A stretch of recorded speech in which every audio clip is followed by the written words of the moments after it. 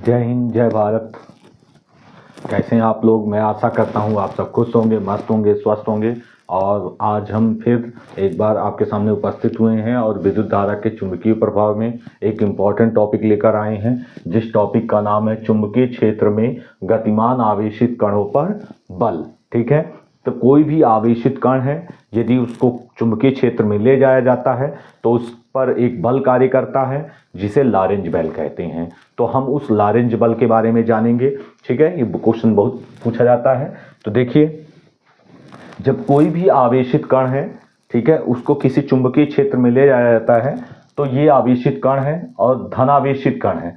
कैसा कण है? धनावेशित कण है। और जब चुंबकीय क्षेत्र में ले जाया जाता है तो वह उस चुंबकीय क्षेत्र के जो है लंबवत दिशा में गति करता है, आगे की ओर v वेग से बढ़ता है, आगे की ओर v वेग से गतिमान है। और गतिमान होने पर, ठीक है, उस पर एक बल कार्य करता है जिसकी दिशा चुंबकीय क्षेत्र और उसके वेग की दिशा के लंबवत होता है। तो उस पर लगने वाला बल जो होता है वो चुंबकीय क्षेत्र और गतिमान आवेशित कण की जो दिशा होती है उसके दोनों के लंबवत होता है।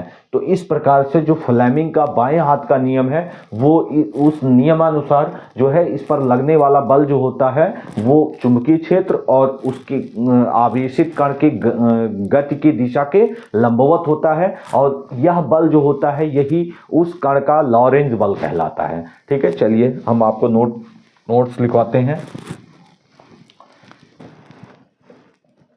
किसी चुंबकीय क्षेत्र में गतिमान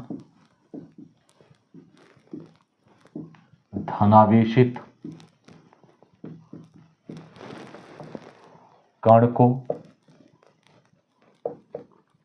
ले जाया जाता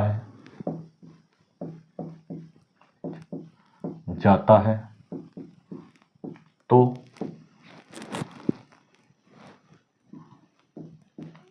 उस कण पर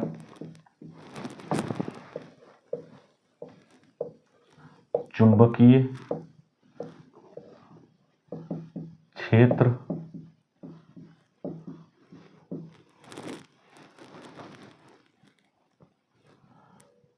की दिशा चुंबकीय क्षेत्र तथा आवेशित कण की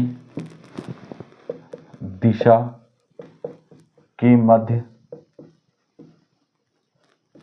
एक बल कार्य करता है,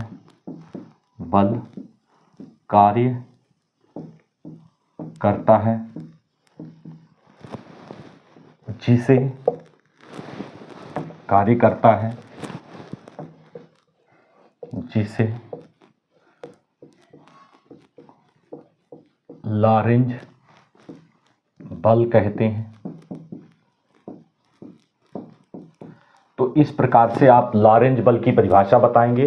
किसी चुंबकीय क्षेत्र में गतिमान धनावेशित कण को ले जाया जाता है तो उस कण पर चुंबकीय क्षेत्र तथा आवेशित कण की दिशा के मध्य एक बल कार्य करता है जिसे लॉरेंज बल कहते हैं। देखिए, चुंबकीय क्षेत्र की दिशा है, एक गतिमान आवेशित कण की दिशा है और ये जो है बल की दिशा है। तो इन सब के मध्य जो होता है आपका 90 अंश का कोण प्राप्त होता है। ठीक है, तो दोनों के लंबवत यह बनने वाला कोण होता है। तो इस प्रकार से फ्लेमिंग के बाएं हाथ के नियमानुसार हम लिखेंगे, माना प्लस क्यू आवेशित कण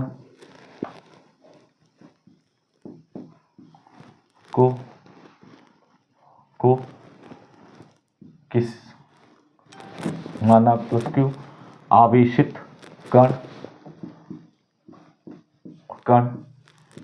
चुंबकीय क्षेत्र बी में चुंबकीय क्षेत्र की दिशा के लंबवत गतिमान है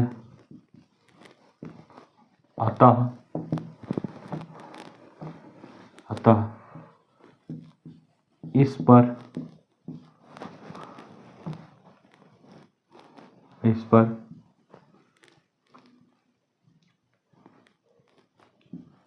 चुंबकीय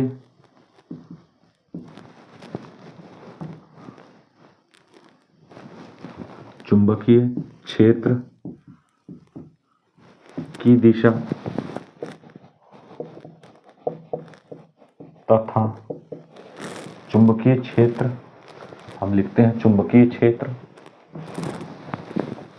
तथा आवेशित कण की दिशा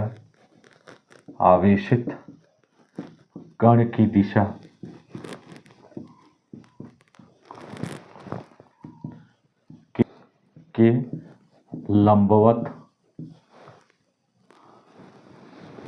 आवेशित कण की दिशा, यहां हम लिखेंगे लंबवत, आवेशित कण की दिशा के लंबवत एक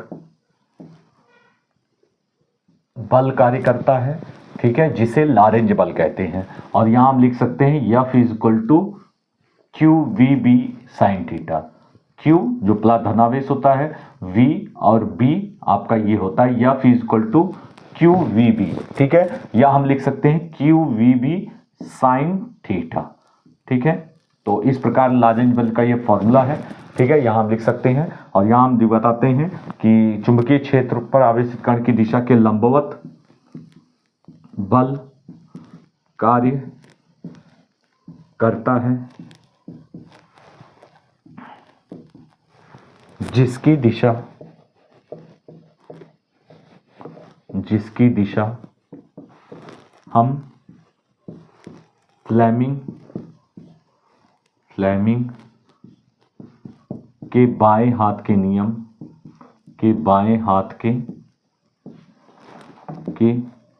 नियम के आधार पर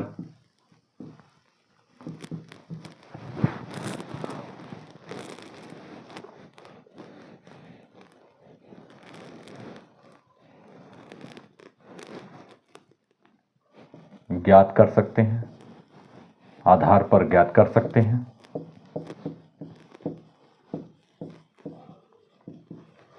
ठीक है, तो इस प्रकार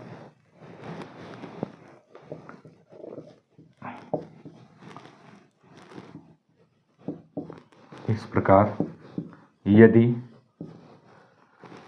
थीटा इक्वल टू 0 प्राप्त हो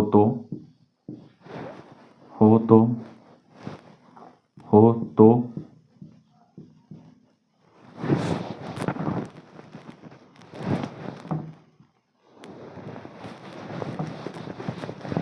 इसी प्रकार यदि हम कहेंगे यदि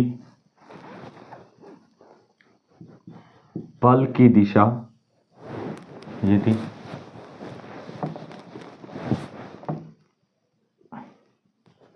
गतिमान आवेशित कण की दिशा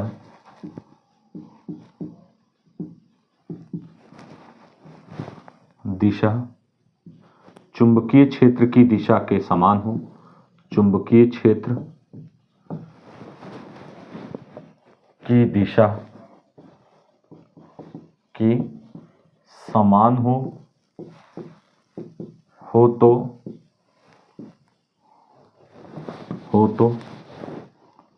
थीटा इक्वल टू 0 डिग्री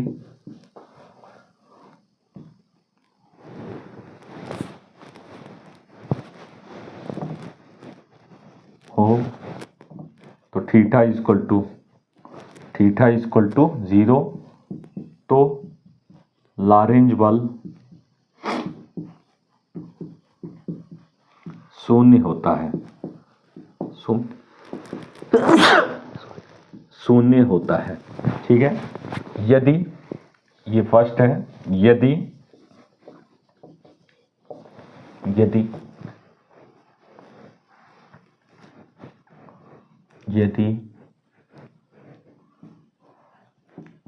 गतिमान आवेशित कण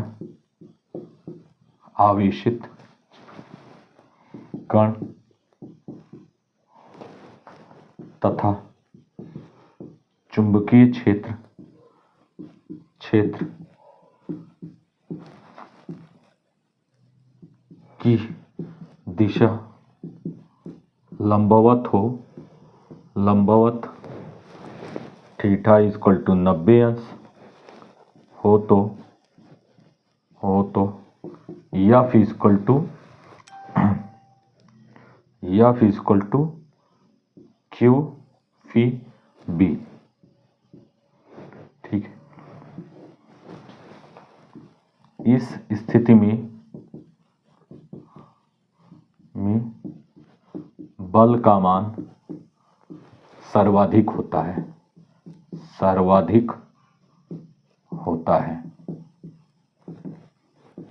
लीजिए, तो इस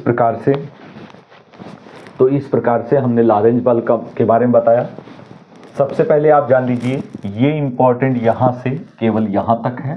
ठीक है, ये तो हमने इस बल के बारे में, लॉरेंज बल के बारे में बताया कि कब लॉरेंज बल का मान शून्य होगा, जब गतिमान आवेशित कण की दिशा और चुंबकीय क्षेत्र की दिशा जो है समान होगी, समदिश होगी, तो इस पर कार्य करने वाला बल शून्य होगा। और यदि दोनों के बीच 90 अंश का कोण बनेगा तो बल का मान सर्वाधिक होगा। ठीक है, तो इस प्रकार से हमने आपको लॉरेंज बल के बारे में बताया। और बल का मात्रक चूंकि न्यूटन होता है तो लॉरेंज बल का मात्रक न्यूटन ही रहेगा। ठीक है, तो इस प्रकार हमने आपको लॉरेंज बल के बारे में बताने का प्रयास किया। तो आपको यहाँ से लेकर यहाँ फॉर्मूला तक प्लस चित्र, आप डायग्राम जो भी है, ठीक है, ये बनाना आवश्यक है। और इस प्रकार हमने आपको ये समझाया लॉरेंज बल के बारे में। नेक्स्ट वीडियो में हम नेक्स्ट टॉपिक लेकर आएंगे। धन्यवाद।